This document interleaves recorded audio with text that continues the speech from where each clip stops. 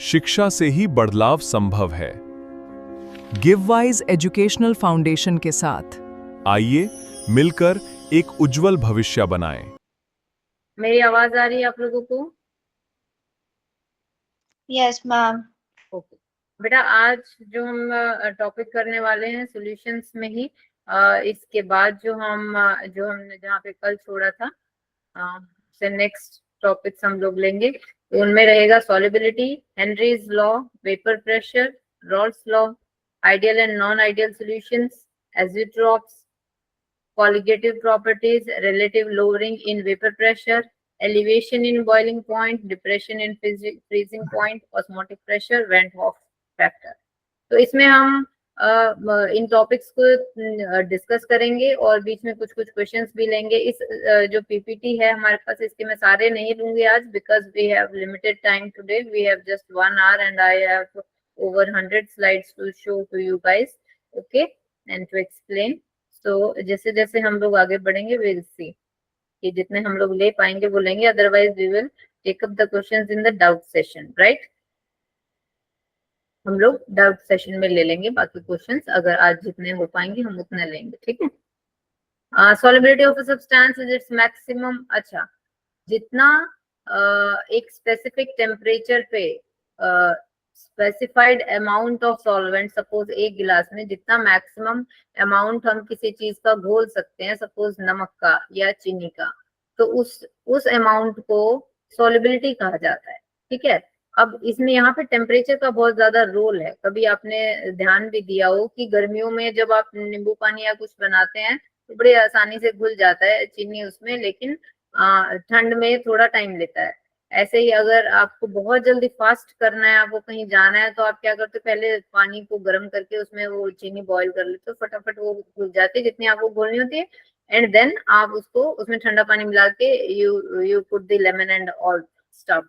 तो इसका मतलब क्या कि टेम्परेचर बढ़ाने से सॉल्युबिलिटी का अमाउंट, सॉल्युबिलिटी जो है वो चेंज हो जाती है। मतलब हाई टेम्परेचर किया तो जल्दी घुल गया क्या, चीनी या नमक, ठीक है, सॉलिड सब्सटेंस लिक्विड में। और depends upon the nature of the, अब तो किस किस चीज पे ये सॉल्युबिलिटी डिपेंड करती है। टेम्परेचर, प्रेशर, ऑफ कोर्स दोनों पे करेगी। टेम्परेचर पे तो करेगी ही करेगी, मैंने एग्जांपल दिया, प्रेशर पे भी करती है। और इसके अलावा जो सॉल्यूट और सॉल्वेंट का नेचर है, गैस है, लिक्विड है, सॉलिड है, किस तरीके से है, और उनकी क्या और बाकी भी फिजिकल प्रॉपर्टीज है, उन पे भी डिपेंडेंट चीज है। वो आयनिक है, नॉन आयनिक है, और कैसा है, लाइक जैसे लाइक डिजॉल्व, लाइक इस तरीके से भी रहता है ना। तो ऑर्गेनिक है, इनऑर्गेनिक है, इस तरीके से भी आपका रहता है। तो solubility of a substance in a solvent depends on, अभी जो हमने पहले ही एक्सप्लेन किया, तो temperature, pressure, nature of solute and solvent. Ma'am option c, the nature of solute and solvent. But it is dependent on temperature and pressure as well, इन पे भी तो है ना। All the above, basically all it of is the above, हाँ, so d is the answer. Next, solubility of a solid in a liquid. तो liquid में जब हम बात करते हैं सॉलिड के डिसॉल्व होने की, तो देखो, डिसोल्यूशन और क्रिस्टलाइजेशन दो चीजें हैं। डिसोल्यूशन क्या होता है कि जब आप अपना जो सॉलिड है वो जब किसी लिक्विड में डालेंगे तो वो उसमें डिसॉल्व हो जाएगा, मतलब वो कुछ कुछ उसका अमाउंट ब्रेक हो जाएगा, जिसके कारण सॉल्यूशन में उसकी कंसंट्रेशन अगर आप नापेंगे, पहले जब आपने नहीं डाला था और अब जब आपने उसको उसमें ऐड कर दिया है, तो थोड़ा उसमें कंसंट्रेशन बढ़ी हुई मिलेगी। इसको डिसोल्यूशन कहा, मतलब कुछ अमाउंट आपका जो सॉलिड है वो डिसॉल्व हो गया आपके लिक्विड में, ठीक है। Now move on to the crystallization. तो यहाँ पे क्या होता है कि आप जब आपका जो सॉल्यूशन है वो एक पर्टिकुलर अमाउंट से ज्यादा बढ़ जाता है, आपका जो सॉल्यूट है वो इसमें लिक्विड में, तो वो क्रिस्टलाइज होने लगता है, क्रिस्टल्स की फॉर्म उसमें बनने लगती है, ठीक है। So this is crystallization. And अब इफेक्ट ऑफ टेम्परेचर सॉल्युबिलिटी पे, अगर मैं सॉलिड्स की बात करती हूँ कि भाई सॉलिड अगर मेरे पास है तो उसमें वो मैं लिक्विड में डिसॉल्व कर रही हूँ, तो आपका टेम्परेचर पे जो है, टेम्परेचर का उस पर क्या इफेक्ट रहेगा। तो सॉल्युबिलिटी जो है दो चीजों पे डिपेंड करेगी कि आपका जो सोल्यूट है जब वो आप लिक्विड में डाल रहे हो तो वो एक्सोथर्मिकली डिसॉल्व होगा या एंडोथर्मिकली होगा। अगर तो वो एंडोथर्मिक है तो रिएक्शन मतलब सॉल्युबिलिटी अगर सॉल्यूशन का बनना एंडोथर्मिक रिएक्शन है मतलब आपकी जो हीट है वो एब्जॉर्ब हो रही है, तो ली चैटरलेस प्रिंसिपल के अराउंड के उसमें अगर हम देखें तो आपकी जो सॉल्युबिलिटी है वो बढ़ जाएगी टेम्परेचर के बढ़ने से, ठीक है ना। ली चैटरलेस प्रिंसिपल क्या कहता है कि जैसे ही हम सॉल्यूट को जैसे ही कोई रिएक्शन होती है अगर उसमें फॉरवर्ड रिएक्शन कंडीशन जो है वो हम जैसे अगर मान लो एक्सोथर्मिक रिएक्शन है, अगर हीट प्रोड्यूस हो रही है उसमें तो और हम खुद से हीट बढ़ा दें तो जहां हीट एब्जॉर्ब होनी होगी उस तरफ हमारा इक्विलिब्रियम शिफ्ट कर जाएगा, ठीक है ना। तो अगर एक्सोथर्मिक रिएक्शन है तो सॉल्युबिलिटी जो है वो घट जाएगी टेम्परेचर बढ़ाने से, और अगर एंडोथर्मिक रिएक्शन है एंडोथर्मिक है सॉल्युबिलिटी का आपका जो प्रोसेस है तो जो आपकी सॉल्युबिलिटी है वो बढ़ जाएगी टेम्परेचर के बढ़ाने से। नाउ इफ यू वांट अगर अब हम देखना चाहें प्रेशर का इफेक्ट क्या होगा सॉल्युबिलिटी पे, तो प्रेशर की बात करें तो सॉलिड्स के केस में जो है वो solids are incompressible to a great extent, तो प्रेशर का बहुत ज्यादा इस पे इफेक्ट नहीं रहता है। नाउ अब ये एक प्लॉट है ग्राफ है जिसमें आपने सॉल्युबिलिटी वर्सेस टेम्परेचर मतलब टेम्परेचर के बढ़ने के साथ साथ सॉल्युबिलिटी किस तरह बढ़ या घट रही है, तो ये काफी सारे सॉल्यूट्स के बारे में इसमें दिया हुआ है। तो यहाँ पे शुगर की बात करें KNO3 NaNO3 NaBr KBr, तो इनमें क्या दिख रहा है कि जैसे जैसे आपका टेम्परेचर बढ़ रहा है जो सॉल्युबिलिटी है वो बढ़ रही है, तो मतलब एंडोथर्मिक ये प्रोसेसेस हैं, ठीक है। और जिसमें कि सॉल्युबिलिटी मोस्टली के केस में बढ़ रही है, या तो वो या तो वो ऑलमोस्ट सेम रह रही है जैसे NaCl KCl की बात करें, और नहीं तो शुगर वगैरह की अगर बात करें तो उनमें काफी जैसे जैसे टेम्परेचर बढ़ता है जैसे जैसे टेम्परेचर बढ़ता है वो बढ़ रही है, राइट। सीरियम सल्फेट एक स्पेशल आयनिक सोल्यूशन सोल्यूट है जिसकी की जो टेम्परेचर बढ़ता है जब तो इसकी सॉल्युबिलिटी जो है वो घटती है। ना हेनरीज लॉ बेसिकली कनेक्ट करता है आपके प्रेशर को या कहें आपके जो प्रेशर को उस जो सॉल्युबिलिटी है उसके साथ। देखो क्या कहता है ये, the solubility of a gas in a liquid at a given temperature is directly proportional to the pressure at which it is dissolve. क्या मतलब कि वो प्रेशर जिसपे हमने गैस को किसी गैस यहाँ पे बात करते हैं एक्चुअल में गैस के डिसोल्यूशन की, अभी तक हम बात कर रहे थे सॉलिड्स के डिसोल्यूशन की लिक्विड में, अब हम आ गए हैं मूव कर गए हैं गैसेस के डिसोल्यूशन की लिक्विड में। लिक्विड में गैस किस तरह से डिसॉल्व होती है, तो अगर हम गैस की बात करें तो जैसे जैसे हम लोग टेम्परेचर जैसे जैसे हम लोग एक पर्टिकुलर टेम्परेचर पे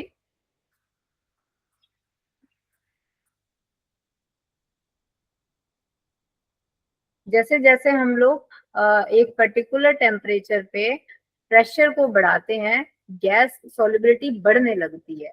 आप इसका एक बहुत अच्छा एग्जांपल है कि जो आपका जो कभी आपने कैंस वगैरह में पी होगी कोल्ड ड्रिंक्स वगैरह, तो उसमें क्या होता है जैसे ही आप ढक्कन को खोलते हो एकदम से बबल्स बाहर आते हैं, क्या है वो? आप लोगों को मेरी आवाज आ रही है ना? Yes, ma'am. हाँ, तो क्या होता है हाई प्रेशर हमने लगाया होता है और हाई प्रेशर पे हमने बेसिकली वहां पे CO2 उसमें डिसॉल्व करी होती है, ठीक है। आपका जो भी आपकी कोल्ड ड्रिंक्स होती हैं, जैसे ही वो प्रेशर रिलीज होगा तो प्रेशर कम हो गया तो सॉल्युबिलिटी घट गई, तो आपकी जो गैस है CO2 है वो एकदम से बाहर आ जाती है। अब characteristics of the Henry law constant, अब देखो ये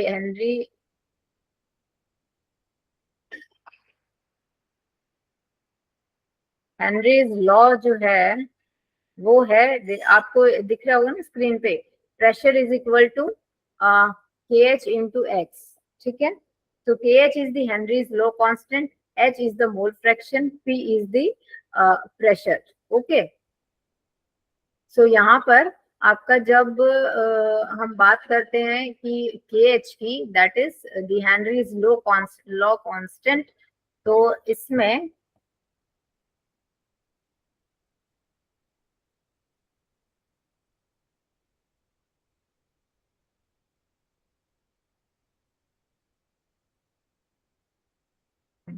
तो unit same as those of the pressure.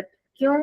क्योंकि आपका जो मोल फ्रैक्शन है, x is the mole fraction ना, तो मोल फ्रैक्शन की तो कोई यूनिट नहीं होती, it is a unitless quantity, so it has the same units as that of the pressure, so because ये प्रेशर के साथ इक्वेट हो रहा है।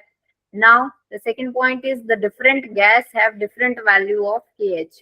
जो जब गैस बदलेगी तो KH की वैल्यू भी बदल जाएगी। नेचर ऑफ जो आपका KH है वो नेचर ऑफ गैस पे डिपेंड करता है।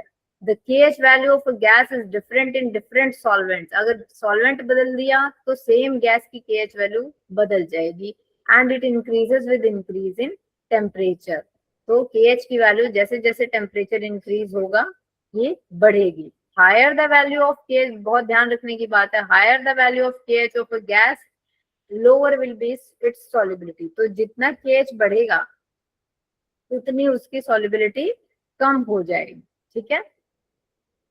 क्योंकि ये टेम्परेचर के साथ बढ़ता है ना, तो टेम्परेचर के साथ जो काइनेटिक एनर्जी है मॉलिक्यूल्स की वो बढ़ने लगती है, तो इस कारण से आपका जो ये है सॉल्युबिलिटी है वो घटने लगती है।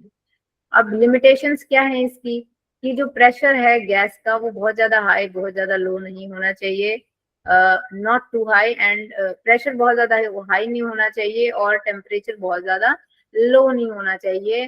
बिकॉज देखो इसमें क्या होता है, जब हाई प्रेशर होता है और लो टेम्परेचर होता है तो इस पॉइंट पे आपकी जो गैसेस हैं वो लिक्विफैक्शन की तरफ जाती है, ठीक है। लेकिन कोई भी जगह आप कभी सोचो इस बारे में कि लो टेम्परेचर पे क्या होता है, सॉलिडिफिकेशन होता है लिक्विड चीजों का, ठीक है। तो गैसेस का क्या होगा, लिक्विफैक्शन की तरफ जाएंगे। जहां वो लिक्विफैक्शन की तरफ गई वहां पे जो बेसिक लॉज गैसेस पे जो काम कर रहे थे वो वहां पे काम करने बंद कर देते हैं या कम हो जाते हैं। तो हेनरी लॉ की जो वैलिडिटी है वहां पे टूटने लगती है। कहाँ पे, जहाँ प्रेशर जो है गैस पे का बहुत हाई होने लगता है या फिर टेम्परेचर बहुत लो होने लगता है।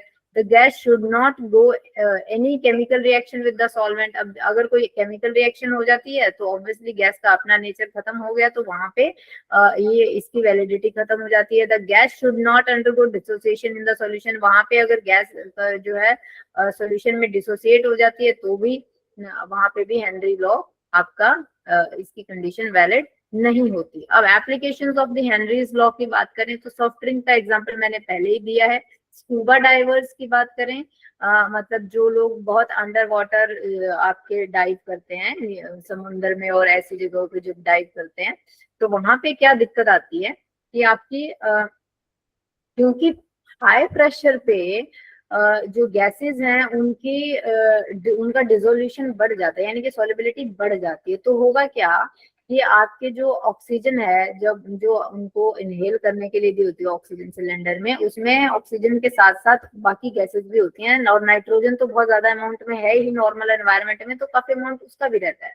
तो वहां पे क्या हुआ कि जैसे ही आपका ये जो स्कूबा डाइवर थे ये आपके लो प्रेशर पे हाई प्रेशर पे पहुंचे, क्योंकि वहां पे अंडर वाटर प्रेशर बहुत ज्यादा बढ़ जाता है, क्योंकि वो अर्थ के ग्रेविटी मतलब काफी अंदर जा रहे हैं ना वो नीचे की तरफ, तो वहां पे प्रेशर बढ़ता है। अब प्रेशर के ज्यादा होने से क्या होता है, वो जो नाइट्रोजन की सॉल्युबिलिटी है ना वो बढ़ जाती है, जो गैस वो इनहेल कर रहे हैं। अब वो जाएगी कहाँ, वो जाके उनके ब्लड स्ट्रीम में पहुंच जाती है और वहां पे डिजोल्व होने लग जाती है, मतलब वहां पे वो बेसिकली सोल्यूबलाइज हो जाती है। अब इससे क्या होता है कि वहां पे कोई दिक्कत नहीं होती, जब तक वो अंडर वाटर रहेंगे, सी में रहेंगे, समुद्र में रहेंगे, कोई प्रॉब्लम नहीं है। पर लेकिन वो जैसे ही ऊपर आने लगते हैं, बाहर आने लगते हैं, तो ये जो डिजोल्व है नाइट्रोजन, क्योंकि अब प्रेशर कम हो गया तो सोलिबिलिटी घट गई, सोलिबिलिटी घटेगी तो ये वापस ब्लड स्ट्रीम से निकलेगी, और उस टाइम पे it is very very very painful जो मतलब कई बार तो इनकी बहुत ज्यादा भी हालत खराब हो जाती है, जो स्कूबा डाइवर्स होते शुरुआत में, जो शुरू शुरू में जो था, तो उनको मतलब क्रिटिकल मेडिकल कंडीशन में पहुंच जाते थे वो। तो अब इसका सोल्यूशन ये है कि ऐसी गैसेस को डिसॉल्व किया जाए, ऐसी गैसेस को उसमें डाला जाए, ऑक्सीजन के साथ ब्लेंडिंग करी जाए, जो कि इतनी ज्यादा जिनकी डिसॉल्वेबिलिटी कम है, ठीक है, डिसॉल्वेबिलिटी कम है। तो ऐसे जो स्मॉल एटम्स की गैसेस, जैसे हीलियम गैस है, तो वो बहुत छोटे छोटे उसके एटम्स होते हैं, उसका डिसोल्यूशन, उसकी सॉल्युबिलिटी कम रहती है इन कंपैरिजन टू नाइट्रोजन। सो आप जो ऑक्सीजन की ब्लेंडिंग है वो उस टाइम पे मतलब उनके सिलेंडर्स में ज्यादा हीलियम के साथ करते हैं, सो दैट कि जब वो नीचे जाएं तो इतनी ज्यादा डिसोल्यूशन उसका हो ही ना, ताकि जब वो बाहर आए तो ये बेंट्स डिजीज जिसको कहते हैं, जिसके कारण उनको बहुत पेन होता है बाहर आने के बाद भी, तो वो ना हो। क्लियर है, समझ आ रहा है बेटा? Yes, ma'am. हाँ। अब माउंटेन क्लाइंबर्स के साथ क्या होता है?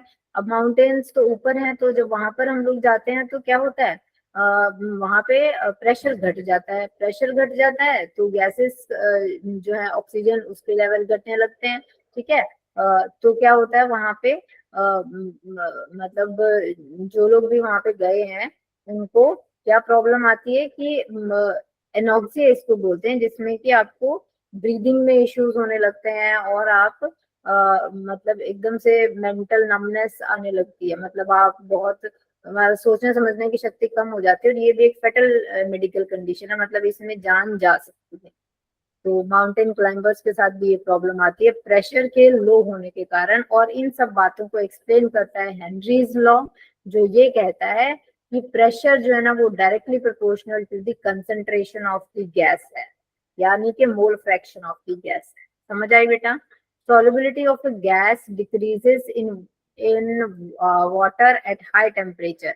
अब टेम्परेचर जैसे बढ़ेगा तो सॉल्युबिलिटी का जो प्रोसेस होता है वो एक्चुअल में एक्सोथर्मिक होता है गैसेस के लिए। तो जैसे जैसे टेम्परेचर बढ़ेगा, अगर एक्सोथर्मिक प्रोसेस है तो आपका जो इक्विलिब्रियम है, डायनामिक इक्विलिब्रियम रहता है सॉल्युबिलिटी के प्रोसेस में, तो वो कहाँ शिफ्ट करेगा, रिएक्टेंट्स की तरफ। और इसको दूसरी तरफ से समझ सकते हैं कि जैसे आपके जो मॉलिक्यूल्स हैं, जो गैस के मॉलिक्यूल्स हैं वो उनको काइनेटिक एनर्जी मिलेगी, थर्मल एनर्जी मिलेगी टेम्परेचर बढ़ते। थर्मल एनर्जी मतलब हीट एनर्जी। जैसे ही टेम्परेचर बढ़ेगा उनको हीट एनर्जी मिलती है, और वो थर्मल एनर्जी गेन करके वो एकदम से भागने की कोशिश करते हैं, ठीक है। तो इसलिए तो वो एस्केप आउट होने की कोशिश करते हैं आपके लिक्विड में से, तो इसलिए टेम्परेचर बढ़ने के साथ साथ सॉल्युबिलिटी जो है वो घट जाती है। As per Henry's law, higher value of KH at a given partial pressure and temperature, higher is the solubility of gas। अब ये बताओ सच है कि झूठ है, ट्रू और फॉल्स? KH की वैल्यू बढ़ेगी तो solubility घटनी चाहिए, so it is false। Henry's law and Rawls law are independent, that is one cannot be derived from other। इसमें मैं अगर आपको बताऊं कि अच्छा ये यहाँ पे लिखा तो था,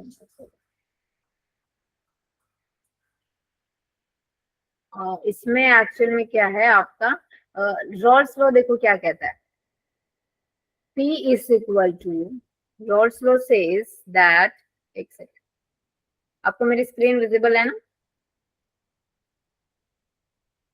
everybody? Am I audible to you? सुन रही है बात मेरी? Yeah, you are audible. Okay. P is equal to P naught into x, ठीक है। ये आपका कौन कहता है? रॉल्स लॉ, रॉल्स लॉ, ठीक है। सिमिलरली अब अगर मैं बात करूं,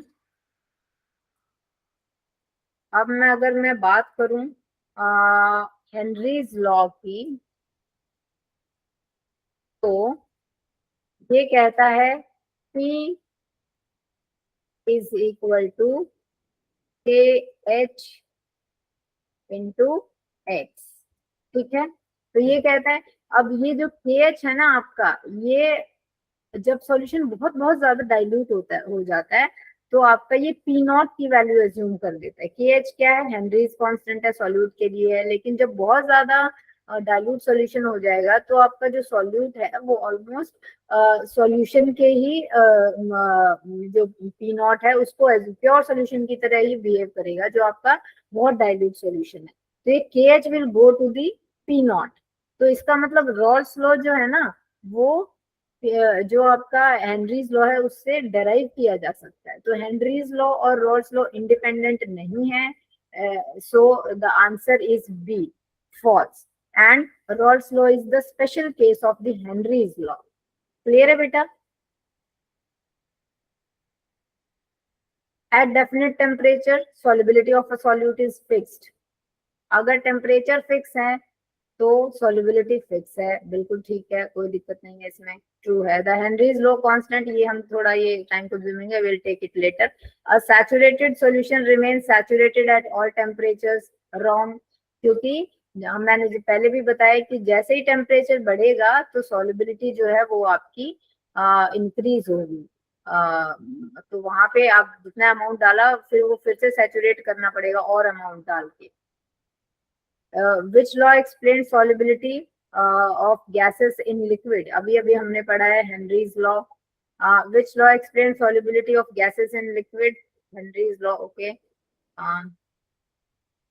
solubility of a gas in solution versus temperature, जहाँ पे हम प्रेशर को कांस्टेंट देते हैं, तो ये हमने पहले पढ़ लिया, ऑक्सीजन और नाइट्रोजन का कंपैरेटिव यहाँ पे ग्राफ हमें दिखाया गया है कि जैसे जैसे आपका टेम्परेचर बढ़ेगा गैसेस की सॉल्युबिलिटी कम होने लगती है। क्यों कम होने लगती है? क्योंकि टेम्परेचर बढ़ने के साथ काइनेटिक एनर्जी मिल जाती है मॉलिक्यूल्स को। काइनेटिक एनर्जी क्या होती है? वो एनर्जी जिसके कारण मॉलिक्यूल्स एक जगह से दूसरी जगह रन करते हैं, तो उनकी जो रनिंग की कैपेसिटी है वो बढ़ जाएगी, तो हम वो अब सॉल्यूशन के अंदर नहीं रह पाएंगे, जिसके कारण सॉल्युबिलिटी घट जाएगी।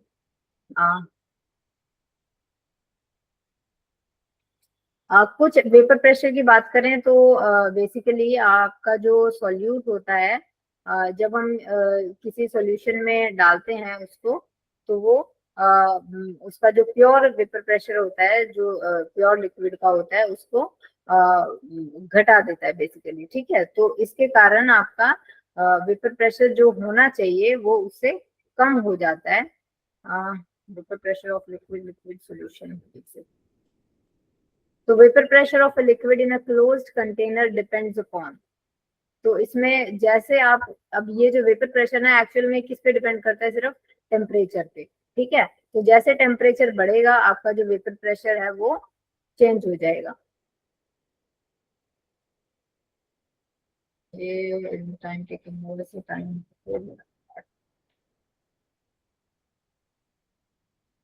रॉल्स लॉ की अगर बात करें तो हमने रॉल्स लॉ भी पढ़ा है पहले, दैट इज कि P is equal to P naught into x mole fraction, ठीक है।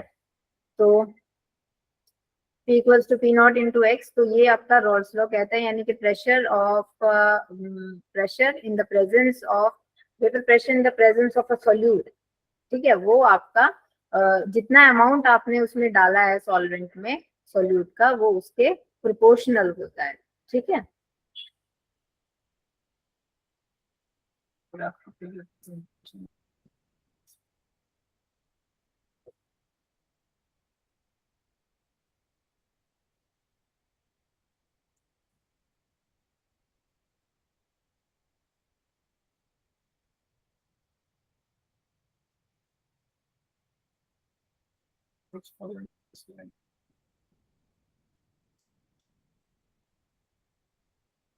ओके, देखो, आइडियल सॉल्यूशन जो आपके होते हैं वो होते हैं जो रॉल्स लॉ को, Rawls law basically ideal solutions की सॉल्युबिलिटी, आइडियल सॉल्यूशन की बात करता है, ठीक है। और वो होते हैं जहाँ पे आपका जो रॉल्स लॉ है वो हर टेम्परेचर और प्रेशर पे फॉलो होता है, ठीक है। इस पे आप किसी भी टेम्परेचर पे जाओ, किसी भी प्रेशर पे जाओ, तो रॉल्स लॉ फॉलो होना चाहिए, ठीक है।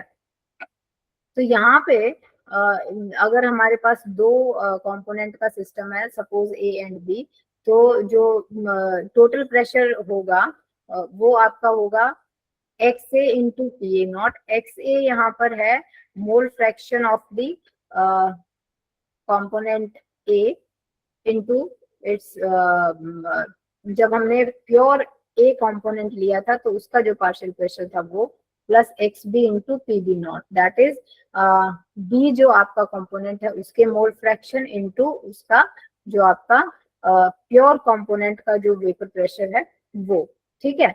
और इसमें हमारे ये कब फॉलो होता है रोल्स लॉ, मतलब वो आइडियल सॉल्यूशन कब बनता है, जब डेल्टा H ऑफ मिक्सिंग, मतलब जो आपकी जो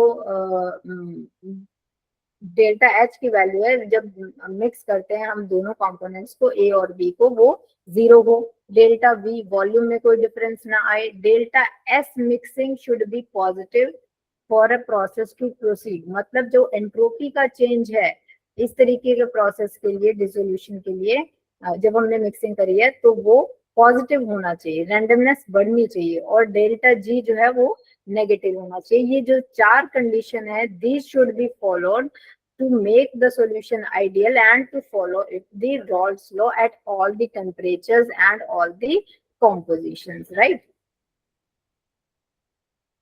Raoult's law हमने पहले एक्सप्लेन कर लिया था क्या है।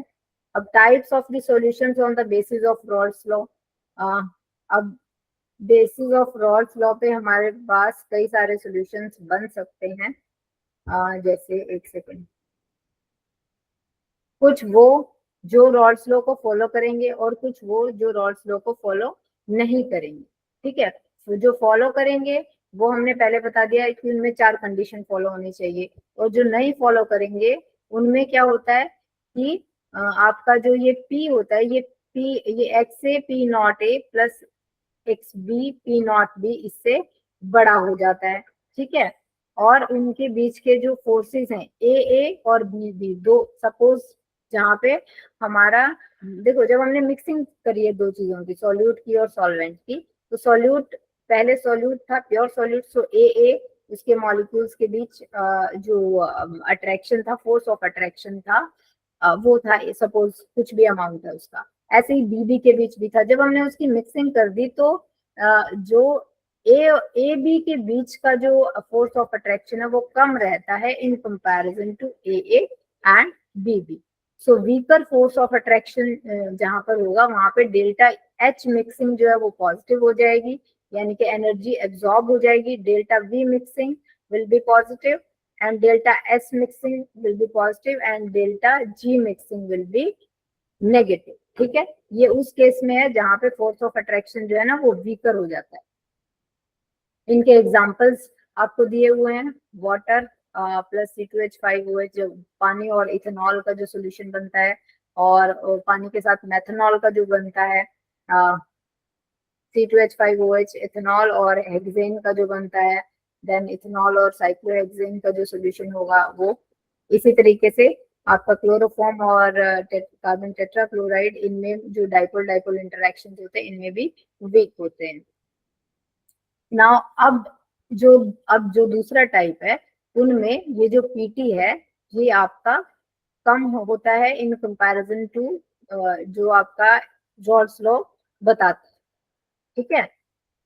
यहाँ पे जो था, देखो ध्यान से देखो, तो ये आपका जो प्रेशर था जो मिक्सिंग के बाद का, ये Raoult's लॉ से ज्यादा बैठ रहा था, ठीक है। तो अगर मैं आपको, अगर ये आपको दिख रहा हो तो ठीक है, और जबकि आपका जब फॉलो नहीं होगा उस केस में, उसमें जो सेकंड केस बनता है जहाँ पे ये प्रेशर जो है वो कम हो जाता है in comparison to the total pressure जो Raoult's लॉ आपका एज्यूम करता है, बताता है। और यहाँ पे जो फोर्सेस ऑफ अट्रैक्शन होती हैं A B के बीच वो कम होते हैं in comparison to AA and BB, okay. So यहाँ पे क्या होगा, डेल्टा H मिक्सिंग नेगेटिव होगी, डेल्टा V मिक्सिंग नेगेटिव होगी, delta S mixing would be positive and delta G mixing would be negative, ठीक है। इनके जो एग्जांपल है इस तरीके के, वाटर को जब फॉर्मिक एसिड के साथ कंबाइन किया जाता है, वाटर को जब एसिटिक एसिड के साथ कंबाइन किया जाता है, वाटर को HNO3 और आपकी जो क्लोरोफॉर्म है और आपका ये CH3OCH3 है, ईथर है आपका, ठीक है, डाइमेथाइल ईथर। इसके साथ जब आप करेंगे, ये जो सॉल्ट्स होते हैं बेसिकली, ये जो आपके मिक्सचर होते हैं, ये आपके फॉलो करते हैं किसको, जो आपका सेकेंड टाइप है। फर्स्ट टाइप में जो आपका आइडियल सॉल्यूशंस है वो आपका ये प्लॉट शो कर रहा है, ठीक है। और जो नेक्स्ट है आपका, वहां पे आपका वेपर प्रेशर जो है वो बढ़ जाएगा नॉर्मल से। तो ये आपका सेकंड प्लॉट है जो सेकंड टाइप के आपके रॉल्स लॉ को फॉलो नहीं करते हैं। एंड जो ये थर्ड टाइप है जहाँ पे आपका रॉल्स लॉ फिर से फॉलो नहीं होता, लेकिन लोअर प्रेशर होता है in comparison to the as predicted by the Raoult's law. तो एजियोट्रॉप्स के बारे में अब हम पढ़ते हैं। एजियोट्रॉप्स क्या होते हैं? बेसिकली ये बाइनरी मिक्सचर्स होते हैं। बाइनरी मतलब टू कंपोनेंट्स, कल भी हमने पढ़ा था। तो एक इसमें क्या होता है कि वेपर फेज और लिक्विड फेज में इनकी सेम कंपोजिशन रहती है, और जैसे बॉइलिंग जो होती है वो एट अ कांस्टेंट टेम्परेचर, एक कांस्टेंट टेम्परेचर पे ये पूरा का पूरा, मतलब हम लोग क्या करते हैं, देखो कई बार आपने डिस्टिलेशन सुना होगा। डिस्टिलेशन में क्या होता है, हम लोग किसी भी चीज मतलब पानी में सपोज किसी कोई चीज हमने घोल रखी है, तो उसको जब हम डिस्टिल करेंगे यानी कि पानी को उबालेंगे, तो पानी उसमें से निकल जाएगा भाप बन के, वो चीज रह जाएगी। लेकिन कई जो ये एजियोट्रॉप्स होते हैं, ये ऐसे मिक्सचर होते हैं कि ये वेपर फेज में भी एज इट इज बने रहते हैं, ये पानी के साथ ही उड़ जाएंगे सपोज, ठीक है, पानी है तो, ठीक है। तो ये जो एजियोट्रॉप्स जो मिक्सचर होते हैं एक्चुअल में ये सेम कांस्टेंट टेम्परेचर पे सेम ही कॉम्पोजिशन रखते हैं, वेपर फेज में भी और लिक्विड फेज में भी, मतलब ये सेपरेट नहीं करे जा सकते। So there are two types of azeotrops called minimum boiling azeotrops and maximum boiling azeotrops. Minimum boiling में क्या होता है, ये large positive deviation होता है इनमें, and इसका एग्जांपल है 95% इथेनॉल वाटर मिक्सचर, ठीक है। इनमें जो मिनिमम बॉइलिंग एजियोट्रॉप्स होते हैं एक्चुअल में इनमें पॉजिटिव डेविएशन होता है और वो लार्ज होता है, ठीक है। जबकि जो मैक्सिमम बॉइलिंग एजियोट्रॉप्स होते हैं इनमें लार्ज नेगेटिव डेविएशन होता है रॉल्स लॉ से, और इसका एग्जांपल है 68% नाइट्रिक एसिड वाटर मिक्सचर, ठीक है। दोनों में ये वाटर के साथ मिक्सचर है। जो 95% इथेनॉल वाला है वो एजियोट्रॉप जो है वो मिनिमम बॉइलिंग है, और वेयर 68% जो नाइट्रिक एसिड वाला है वो मैक्सिमम बॉइलिंग एजियोट्रॉप्स है। आई होप जो मैं समझा रही हूँ एजियोट्रॉप्स आपको समझ आ रहा है? Yes, ma'am. ओके। अब बात करते हैं ग्राफिकल रिप्रेजेंटेशन की। तो एजियोट्रॉप्स की अगर बात करें, देखो ये यहाँ पे जो ये सेंट्रल ये पॉइंट जो आपका दिख रहा है, ये एक्चुअल में आपका शो कर रहा है कि ये मिनिमम बॉइलिंग है कि मैक्सिमम बॉइलिंग है, ठीक है। तो ये आपका यहाँ पे जो ये जो पॉइंट है ना, इस पे बेसिकली ये दोनों ही कंपोनेंट सेम उस मतलब अगर ये वाला आपका मास परसेंट होगा तो इस टाइम दोनों ही इनको सेपरेट नहीं कर सकते इस कंपोजिशन पे एक्चुअल में, otherwise they can be separated. Vapour composition और लिक्विड कंपोजिशन अलग अलग है, लेकिन if we reach this point of the composition तो हम एजियोट्रॉपिक मिक्सचर्स को सेपरेट नहीं कर पाएंगे। देखो ये एजियोट्रॉपिक मिक्सचर ये यहाँ बन रहा है इस पॉइंट पे, और यहाँ बन रहा है, क्यों? क्योंकि यहाँ पे जो दोनों प्लॉट्स है ना ये मर्ज कर गए, यहाँ पे इनको सेपरेट करना मतलब पॉसिबल ही नहीं है, ठीक है। तो यहाँ बाकी किसी भी जगह पे आप सेपरेट हो सकते हैं, इसलिए ये एजियोट्रॉपिक मिक्सचर नहीं होंगे वहां पे, लेकिन इस कंपोजिशन पे ये कंपोजिशन बहुत इंपॉर्टेंट है इसमें, ठीक है। तो इस कंपोजिशन पे ये दोनों ही एजियोट्रॉपिक मिक्सचर की तरह बिहेव करेंगे। Rawls law is not valid in non-ideal solution showing positive deviation, non-ideal solution showing negative deviation, mixture of the two immiscible liquids. तो ये तीनों ही केसेस में रॉल्स लॉ आपका वैलिड नहीं होता है। तो ये आंसर डी है, इसको हम बाद में देखेंगे। Vapour pressure of A given liquid will decrease if surface area of a liquid it decreases, volume of liquid increases shape of the container, temperature, क्योंकि हमने पहले भी बताया कि टेम्परेचर पे ही इसकी डिपेंडेंस है, तो टेम्परेचर के डिक्रीज होने के साथ वेपर प्रेशर डिक्रीज कर जाएगा। Can two liquids forming non ideal solution be completely separated by fractional distillation? No. क्यों नो? क्योंकि मैंने बता दिया उस कंपोजिशन पे वो नहीं सेपरेट हो पाएंगे जहाँ पे क्या एजियोट्रॉपिक मिक्सचर बन गया। क्योंकि देखो ये जो प्लॉट अभी हमने देखा है इसमें ध्यान से देखें तो ये क्या बता रहा था, नॉन आइडियलिटी वाले केसेस भी तो ये ले रहा है। ये देखो नॉन आइडियलिटी में भी एक पॉइंट ऐसा आता है जहाँ पे ये एजियोट्रॉपिक मिक्सचर बनता है।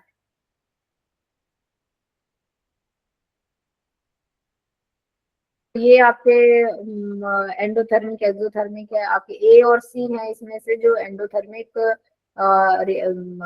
मिक्सचर्स बनाएंगे, और सी जो है वो एक्सोथर्मिक, मतलब ए आपका एंडोथर्मिक और सी आपका एक्सोथर्मिक सोलिबलाइज होगा एक्सोथर्मिकली। बाकी दो इसमें इनकरेक्ट है।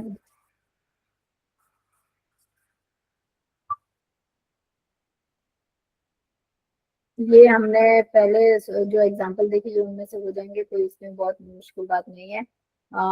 if final solution becomes hot, incorrect option is vapor pressure increases than expected। तो अगर गर्म हो जाता है तो वेपर प्रेशर इसका मतलब एक्सपेक्टेड से बढ़ जाता है।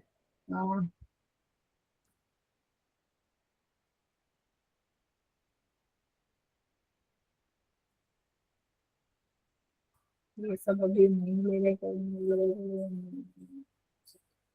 हाँ, तो according to Raoult's law relative lowering of the vapour pressure for a solution is equal to mole fraction of the solute, ये बहुत ध्यान देने की बात है, सॉल्यूशन के नहीं सॉल्यूट के मोल फ्रैक्शन के बराबर होता है वो। आइडियल सॉल्यूशन के लिए कौन सी कंडीशन होनी चाहिए? तो हमने इसमें is not satisfied by an ideal solution, delta we mixing equal. अच्छा इनके तो हमने जो आपके आइडियल सॉल्यूशन है पहले ही हमने बताया कि रॉल्स लॉ ओबे करते हैं, डेल्टा वी मिक्सिंग इक्वल 0 होना चाहिए, डेल्टा एच मिक्सिंग भी 0 होना चाहिए। तो delta we mixing greater than 0 वाला जो केस है वो आपका जो है वो सेटिस्फाई नहीं होता आइडियल सॉल्यूशन से। नॉन आइडियल की बात करें तो ये इसमें से हम लोग वो पीछे जो स्लाइड्स हैं उनमें आपके सारे दिए हैं, you can do this very easily. ये भी इसमें से हो जाएगा और इसको ट्राई लेटर।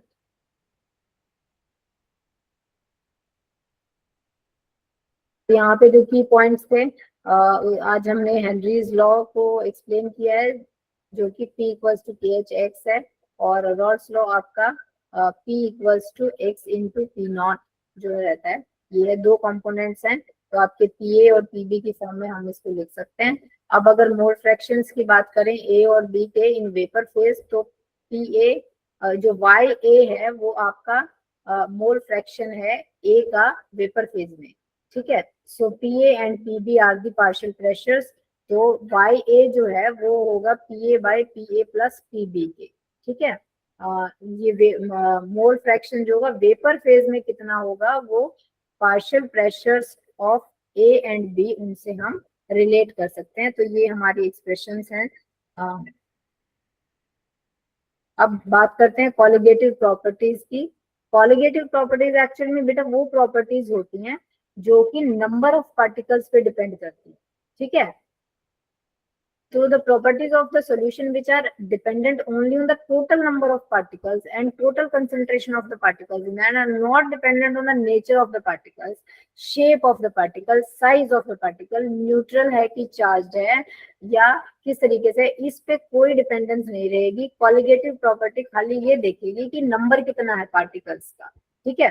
कॉन्स्टिट्यूशनल प्रॉपर्टीज वो होती हैं जो डिपेंड करती हैं नेचर ऑफ द पार्टिकल्स पे, ठीक है। अब हमारे पास 4 कॉलिगेटिव प्रॉपर्टीज हैं सॉल्यूशन की। वो relative lowering in vapour pressure, मतलब वेपर प्रेशर जो है उसमें रिलेटिव लोवरिंग होती है, लोअर करता है प्रेशर, ठीक है। और जो आपका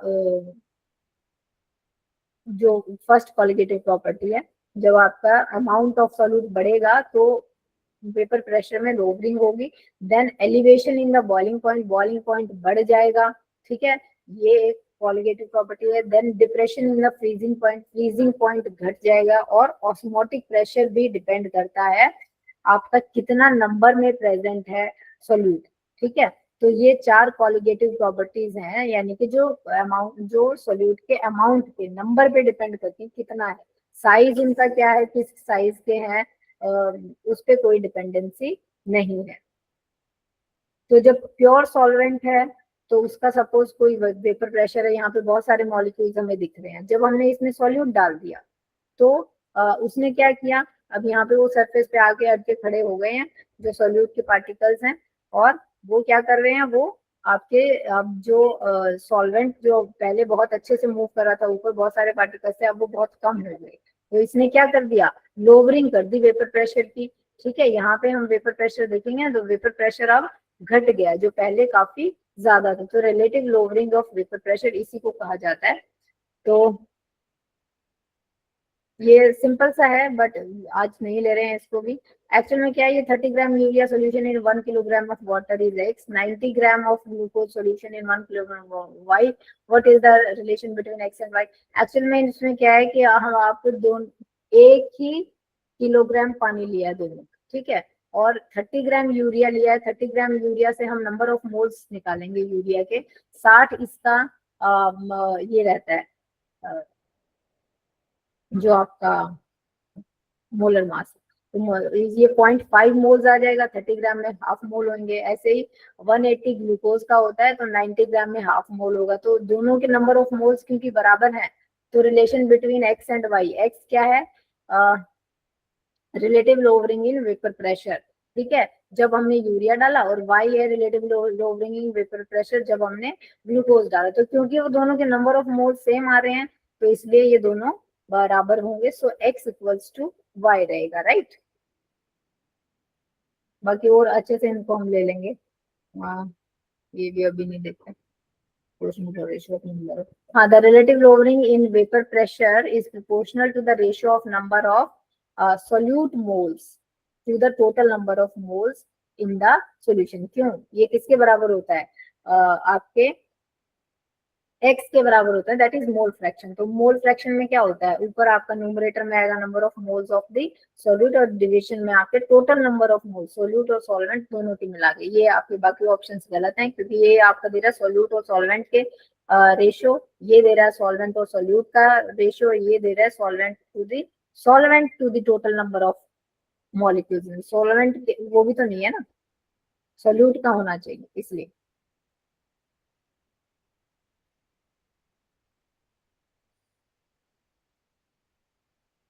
वैन गॉग फैक्टर की अगर बात करें तो this takes into account the number of particles after the association और डिसोसिएशन। देखो, जब हमने कोई सॉल्यूट डाला किसी सॉल्वेंट में, तो जरूरी नहीं है कि वो आपका सेम ही उसकी स्टेट बनी रहे। कई बार क्या होता है, वो आपका डिसोसिएट हो जाएगा किसी सॉल्वेंट में जाके, या एसोसिएट हो जाएंगे कुछ पार्टिकल्स उसके आपस में, एसोसिएट हो जाएंगे, डाइमर बना लेंगे, ट्राइमर बना लेंगे। तो ये जो वैन गॉग फैक्टर है बेसिकली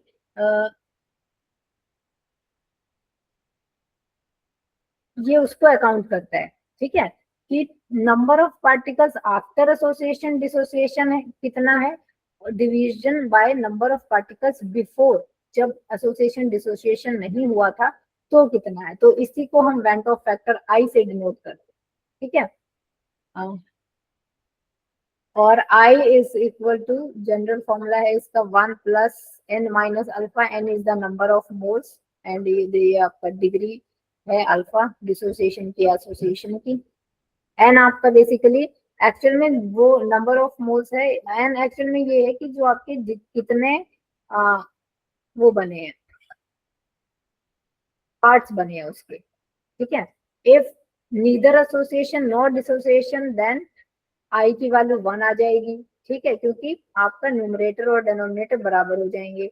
अब अगर इफ ईदर एसोसिएशन और डिसोसिएशन दोनों में से कुछ हो गया तो क्योंकि ऊपर और नीचे वाली चीज बिफोर एसोसिएशन डिसोसिएशन वाली चीज वो बराबर नहीं हो सकती ना, तो या तो वो बढ़ेगी एक से या वो घटेगी, तो वो एक के बराबर नहीं हो सकती। So we can write that I is equal to abnormal colligative property divided by normal colligative property। ठीक है, क्योंकि कॉलिगेटिव प्रॉपर्टीज ही नंबर पे डिपेंड करती है और ये नंबर घट बढ़ जाता है जैसे ही एसोसिएशन या डिसोसिएशन होगा। क्लियर है बेटा? Yes, ma'am. The Van Hoff factor for a dilute aqueous solution of the strong electrolyte barium hydroxide is, तो बेरियम हाइड्रोक्साइड के लिए ये जो वैन हॉफ फैक्टर होता है ये आपका 3 आता है।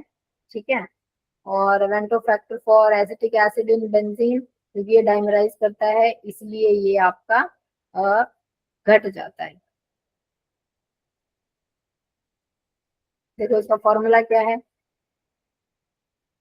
Number of particles after association, क्योंकि डाइमराइज होगा।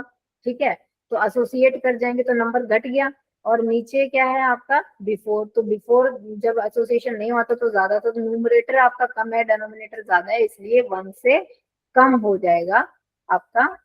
ए आंसर है इसका। ये हम लोग अभी नहीं ले रहे हैं।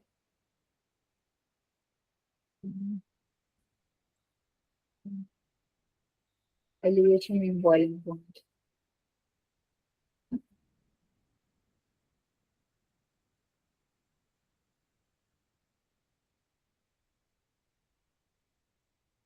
अच्छा अब हम लोग आते हैं ऑस्मोटिक प्रेशर।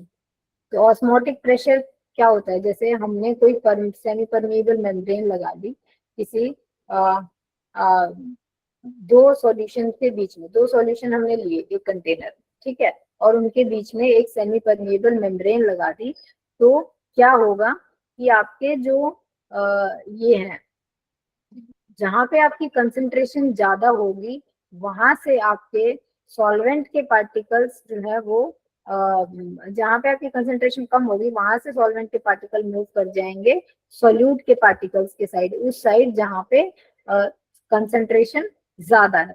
जैसे हाँ, आप कोई सेल अगर हम बात करें, कोई सेल अगर आप रखते हैं किसी हाई कंसंट्रेशन के सॉल्यूशन में, ठीक है, हाई कंसंट्रेशन के सॉल्यूशन में, मतलब सेल के अंदर कोई कंसंट्रेशन है वो कम है और बाहर जो है उसी के कंपोनेंट्स की जो कंसंट्रेशन है, जो अमाउंट है वो ज्यादा वाला सॉल्वेंट है, तो क्या होगा कि जो पानी होगा वो सेल के अंदर से निकल आएगा और सेल श्रिंक कर जाएगा।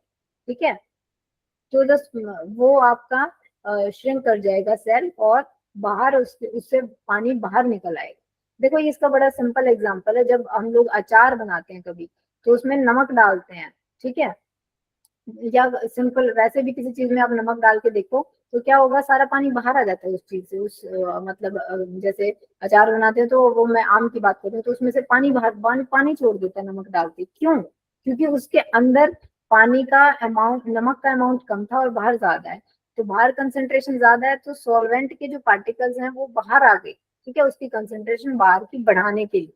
तो ऑस्मोसिस एक्चुअल में क्या होता है कि spontaneous flow of the solvent particles from the solvent side to the solution side और from the solution to the lower concentration. वहाँ पे हायर कंसेंट्रेशन होगी, सॉल्वेंट के पार्टिकल्स जो है उस साइड मूव करते हैं through semi permeable membrane. Semi permeable का मतलब जिसमें से कुछ चीजों को वो अपने अंदर से पास होने देगी, कुछ को नहीं होने देती। ठीक है, तो सॉल्वेंट के पार्टिकल्स के लिए वो अगर परमिएबल है तो सॉल्वेंट के पार्टिकल्स वहां से मूव करेंगे जहाँ पे कंसेंट्रेशन कम है और उधर जाएंगे जहाँ पे कंसेंट्रेशन ज्यादा है। Semi permeable membrane is a membrane which allows only solvent particles to move across it, और ये नेचुरल और आर्टिफिशियल दोनों हो सकती हैं। तो नेचुरल तो जो है उनके वो आपके जो मतलब बहुत सारे एग्जांपल्स हैं, आर्टिफिशियल्स के जो है वो आपके copper, ferricyanide, silicates of nickel, iron, cobalt, these can act as the semi permeable membranes। ठीक है, जो नेचुरल हैं ये आपके जियोलाइट्स वगैरह होते हैं जो नेचुरली आपके मिलते हैं। अब ऑस्मोसिस का जो प्रोसेस था वो मैंने अभी आपको समझा दिया है। यही उसको एक्सप्लेन करें। ये है बेसिकली जो मैं एग्जांपल अभी दे रही थी वो एक्चुअल में था आइस हाइपोटोनिक सॉल्यूशन का।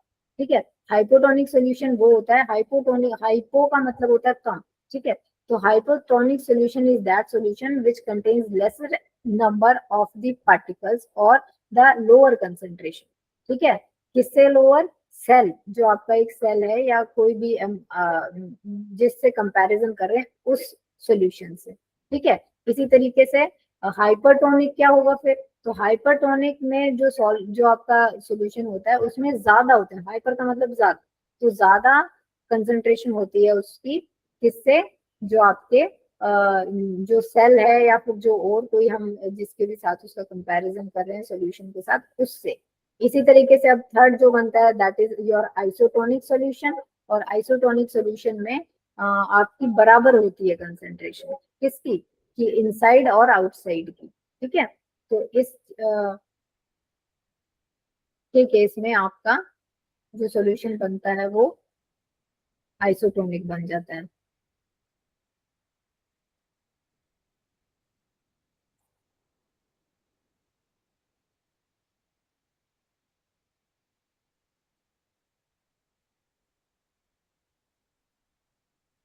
अच्छा, यहाँ के अब इनके हम की पॉइंट्स देखें तो जो आज हमने डिस्कस किए हैं that is relative lowering in vapour pressure. Relative lowering का जो P not minus P S divided by P not, मतलब आपकी जो सॉल्यूट डालने के बाद जो आपका वेपर प्रेशर है उसका डिफरेंस लें अगर प्योर लिक्विड से, तो उसका डिफरेंस होगा, और डिविजन बाय टोटल जो वेपर प्रेशर था प्योर का उससे। और ये किसके इक्वल होता है? आपका मोल फ्रैक्शन ऑफ द सोल्यूट। ठीक है, और N2 को हमने कल देखा भी था, W2/M2 लिख सकते हैं, और इसी तरीके से W1/M1 आप number of moles of one of this like solvent, then addition of N2 को फिर से W2/M2 से हमने रिप्लेस कर दिया। पी नॉट हमने पहले ही बता दिया, वेपर प्रेशर है प्योर सॉल्वेंट का, PS वेपर प्रेशर सॉल्यूशन का सॉल्यूट डालने के बाद। ठीक है, अब एलिवेशन इन बॉइलिंग पॉइंट जो है, इस एलिवेशन इन बॉइलिंग पॉइंट होता है डेल्टा टी बी। ठीक है, और ये के बी इंटू एम के बराबर होता है। एम क्या है? एम मोलैलिटी है, मोलैलिटी नॉट मोलैरिटी। इसको बहुत ध्यान रखना है कि जो आपका एलिवेशन इन बॉइलिंग पॉइंट है वो आपका मोलैलिटी पे डिपेंड करेगा।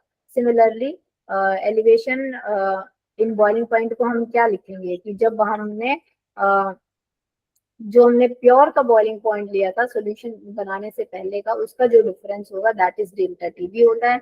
एम मोलैलिटी है तो आपका फॉर्मूला अकॉर्डिंगली हम लोग लगा सकते हैं। So K B equals to molar elevation constant of the solvent. ठीक है, के बी जो है वो मोलर एलिवेशन कांस्टेंट है सॉल्वेंट का। इसकी जो यूनिट्स है वो केल्विन पर मोल है। अब डिप्रेशन इन फ्रीजिंग पॉइंट की बात करें तो ये डेल्टा टी एफ है, और ये बेसिकली जब हमने प्योर का लिया तो it was T F naught, और माइनस टी एफ कर देंगे तो आपका डेल्टा टी एफ है, and it is nothing but K F into molality. यहाँ पे जब स्मॉल एम जब भी दिखेगा तो it you should consider the molality. Okay, so इसके लिए K F is the molality of the solution depression constant. हाँ, ओके, डिप्रेशन के एफ क्या है आपका? डिप्रेशन कांस्टेंट है बेसिकली, और ये भी के बाय एम की फॉर्म में है, के बाय मोलैलिटी, एम है मोलैलिटी। ठीक है, और M2 आपका molecular mass of the solute है, W2 mass of the solute है, और W1 आपका मास ऑफ द सॉल्वेंट है। सिमिलरली ऑस्मोटिक प्रेशर के बारे में हमने पढ़ा है, तो ऑस्मोटिक प्रेशर का जो फॉर्मूला है that is nothing but CRT, और इसको रिप्रेजेंट करते हैं पाई से। सो जैसे हमारा आइडियल गैस इक्वेशन होती है PV इक्वल्स टू nRT, तो इसको पाई V इक्वल्स टू nRT लिखते हैं, and here pi equals to n by v RT, and n by v becomes your C, right?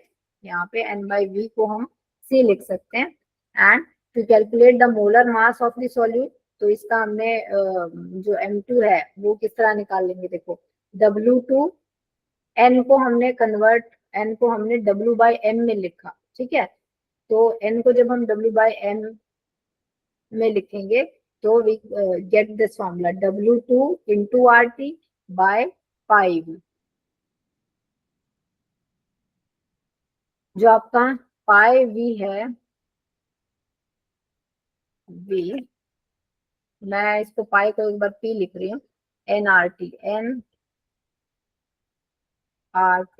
ठीक है। तो जब मैं N को रिप्लेस करूंगी, N इज इक्वल टू